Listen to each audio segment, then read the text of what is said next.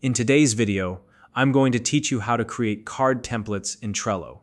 Trello is a fantastic tool for organizing projects, tasks, and workflows.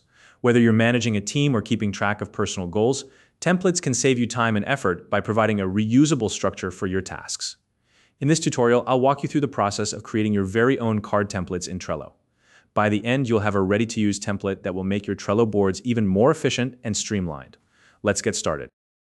First, open your browser and navigate to www.trello.com. Once you're on the Trello homepage, look to the top right corner of your screen and you'll see the option to log in. Click on that. Now you'll need to enter your login credentials.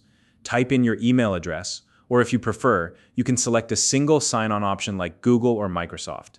After that, enter your password and click the Login button. Once you've logged in, you'll be brought to your Trello dashboard.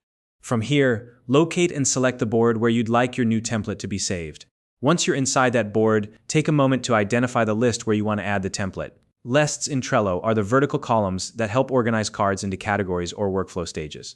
Next, look for the template option. Depending on your Trello setup, you can typically find this near the Add a Card area or within the list's menu options. The template icon or menu may vary slightly based on your device or Trello updates, but it should be easy to spot. Once you've found the template option, click on Create a new template.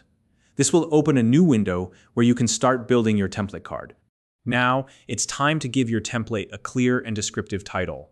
Think about the purpose of this template and choose a name that makes its use immediately obvious to you and your team.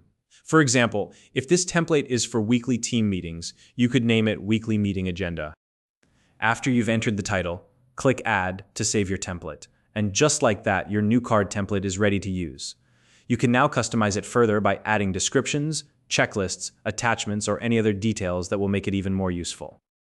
If you found this video helpful, please like and subscribe.